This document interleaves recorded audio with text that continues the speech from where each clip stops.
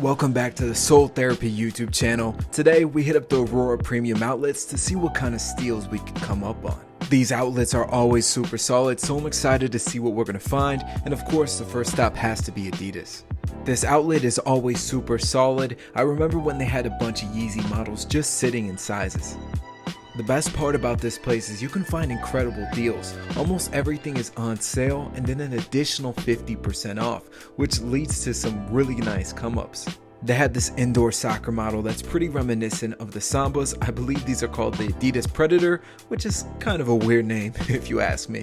But I was not expecting to see a pair of brand new AE1’s sitting. Now, I would have picked these up in a heartbeat if they were my size, but unfortunately they were a size like 8.5. Now, I spotted some Bad Bunnies, and I'm going to tell you right now, I couldn't pass up on them. You'll see me try them on in a little bit, but that's the final campus colorway. I actually did an early review on this channel, and that video completely popped off, so thank you for the support on that. It's a sneaker that I got rid of, and I've really been meaning to add it back to the collection, and for the price that I got them at, I could not pass on it. They had some really cool models at the back wall, including some Stan Smiths and some campuses. I've been really rocking with the Superstars recently, and this 84 cut version is so nice. The materials are buttery, but there wasn't really a significant discount on them. I mean, 140 bucks is pretty crazy, and they're not going to move for that, I'll tell you that much. I was pretty surprised to see the Bape and Adidas collab sitting in a full size run. I mean, the Stan Smiths don't move like they used to, but that's still a pretty cool looking shoe. These gazelles were super enticing. I ended up going back and forth whether or not I was going to buy them. I ultimately left them though. And here's the Bad Bunny Last Campus on foot, and in case you guys wanted to see a full review, I do have it posted on my channel. I'll link it down below. There was employees walking around the store handing out extra discounts, which is how I was able to scoop up those Bad Bunnies for only 62 bucks.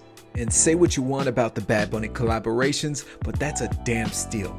Here are the previously mentioned gazelles on foot, and okay, they do go pretty hard, but it's just not something that I needed to add to my rotation. I don't see myself wearing them too often.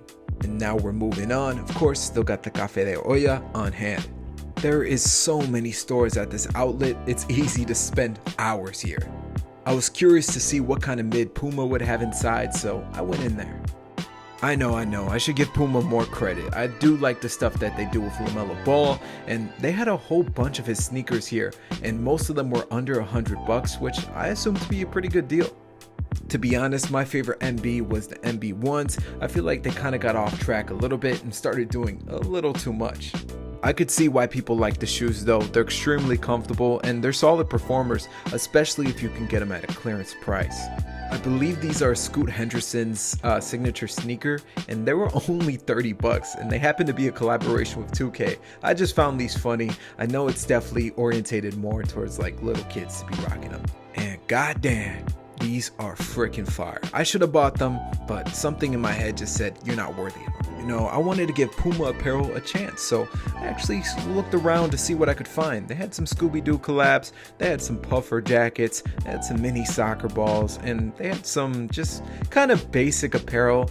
Most of it was 50% off as well, but just not anything that was too eye-catching, and I think that's Puma's problem. They really don't have anything that makes them stand out significantly. It's not bad, and for the price you could do worse, but it's just not something that I'm too interested in. I don't know if they need more inspiration, more collaborations, just something to shake it up, because Puma hasn't been doing it for me. I'd much rather cop some Adidas apparel, I'm not gonna lie. PacSun sometimes has some cool deals, and I was in and out of that store in 5 minutes. It was pretty awful. And then I popped over to Gap, and I don't know, these pieces just don't have any soul to me. There's no flavor. They just seem really bland. And I know that's kind of what Gap is known for, but everything was like 40% off, and even at that, the prices were not worth what you were buying. Most of the quality is just not too exciting, really not that intriguing. Their baggy pants were decent. They were charging like 79 bucks with 30% off, so right around 40 bucks, which I still think is a little overpriced for what you're getting, but their pieces were not the worst, and for the prices you can have them at, It's not bad if you're looking for just basics. And then I went over to Finish Line, and low-key, this is probably the worst Finish Line there is. I was trying to capture the new Lucky 3 Jordans that came out, and they didn't have any of them inside. So I don't know what this Foot Locker is good for. I mean, at least they had the Air Tech Challenge 2s, which I find to be really cool looking. I'm definitely going to scoop a pair up once they go on sale, because I know you guys are going to sleep on them, and they'll be on discount, just like these Jordan 4 RMs. That black and red colorway is low-key not half bad. And check out this reduce rack, man. This thing was filled to the brim with some pretty cool stuff. I mean, you had some New Balances, you had some Pegasus in there, and you had some Jordan 1s. The green glows, low-key not a great colorway if you ask me, but hey, someone out there might like them. Alright, now we're making our way over, and I had one place in mind. It's the Nike outlet. Come on now. And this place was bussin'. There was way too many people in here. Low-key, ever since I was a kid, I'd never liked crowded areas, and I was kind of getting claustrophobia while in this place, which was pretty absurd. The back wall didn't have anything too insane. They had some like Air Force Ones. This was probably the most decent stuff. Everything was an additional 30% off, and they had some Air Max Plus drifts. Those are pretty fire. They had them marked down to $60 with that additional 30% off. Makes it a steal for what the shoe is, just not a colorway that I'm personally interested in. Of course, you see a lot of Air Max DNs, and you see a lot of Little Village Jordans. And check out these Jordan 6s. These are pretty decent. These are the Olympic colorway, and they had them marked down to $130, which I find to be a great price for them. They also had these Jordan 1 lows in the silver metallic colorway, full size run in them. I expect those to sit. It's just not something that people are interested in. And just check out these Nike Dunks, man. There was so many colorways of them, and it's pretty ridiculous that you can get most of these under retail at most stores. I think it just happened to be too much oversaturation of the same shoe. Same thing with these Air Maxes, just nothing really eye-catching about them. You know, I do like seeing Nike products that are under $50, which means that most people of all budgets can scoop them up, and if you like them, hey, go for it. They also had this really cool Jordan t-shirt. I was low-key considering copying it, but it's not something that I see myself wearing too often, so could not justify it. And check out the women's Jordans. I was being like trapped in this section. It was pretty bad, just trying to escape, and you know, guys, I had to get out of there. Next up was Converse, and low-key, Converse has been something on my radar recently. For those of you guys who saw the review, I absolutely love the Converse Weapons, which is the most iconic shoe of the 80s. And check these out. They had the white and gray colorway and the black and white colorway. Both amazing staples that you could add towards your collection. And you know, I was getting really enticed by the idea of getting another pair for my collection. I just had to see if they had the right colorway. I was also keeping an eye out for some Converse All-Stars because a close friend of mine said I need to give them a try. So that's what exactly we're going to do if I find something that I like. Hint, hint, I definitely did.